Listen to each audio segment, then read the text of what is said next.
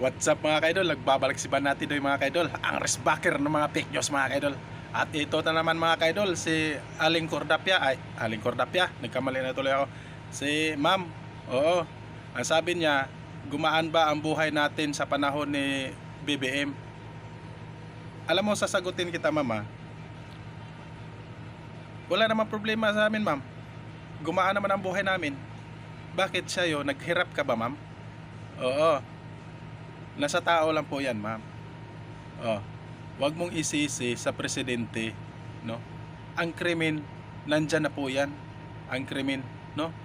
Napakabubo mo, babae ka naman sana. Napakabubo mo, no? At alam mo, Cordapia, ma'am. Ang Pilipinas, dito sa ating bansang Pilipinas, marami pong nagawa si President Bongbong Marcos.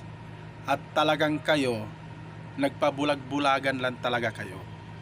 At kumbaga, wala kayong nakikita sa mga ginagawa sa ating Pangulo na si President Bongbong Marcos. No? Oo.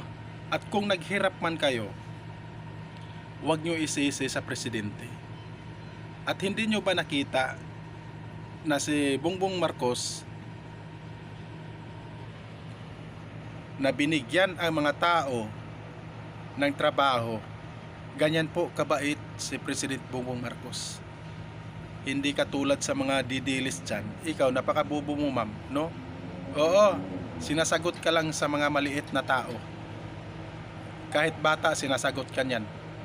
Oo, yan ang totoo madam, no? Madam Auring. Oo, yan ang totoo. Kahit bata, sinasagot ka niyan sa mga ano mo, salita. At alam mo ma'am, about sa krimen, hindi mawawala ang krimen, no? At huwag mong isisi sa presidente natin yung krimen, no? Ano bang ginagawa sa mga local government, no? Oh. Akalain man na pabaya lang yung mga local government, no? Huwag mong isisi sa presidente yan. At kung buhay-buhay man lang yung sinasabi mo, binabanggit mo, ma'am, maganda po ang buhay namin ma'am. Dito sa Pilipinas lang po yan. Maganda po ang ating bansa dahil po kay President Bongbong Marcos. At huwag kang magsasalita na fake news, no? Oo. At maraming salamat pala sa maraming salamat sa nag-send ng video. At sabi niya, gagawan ko daw ng reaction, no? At ito na idol, ginagawa ko ng reaction nito mga ka-idol, no? At sa hindi pa natin ipakita yung video niya mga ka-idol, no? Paki-subscribe po yung YouTube channel ko mga ka-idol, no? Ilagay ko dito yung YouTube channel ko. Maraming salamat pala sa nag-subscribe sa YouTube channel ko. Oo. Banati Doy Resbacker yung YouTube channel ko.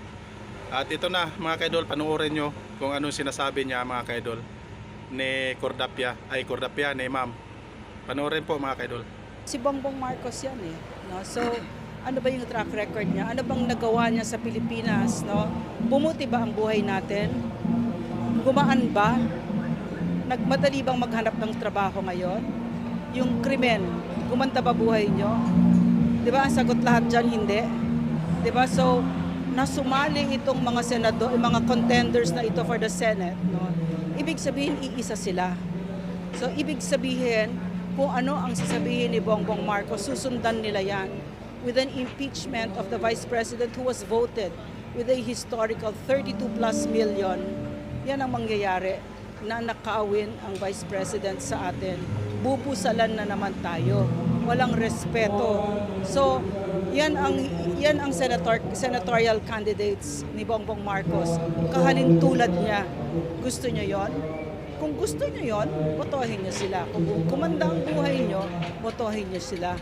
Kung kayo ay hindi na sa skandalo at nagagalit dyan sa PhilHealth na yan, pinagnanakaw ng Kongreso na headed by the first cousin of this president na wala siyang ginagawa, iboto niyo siya.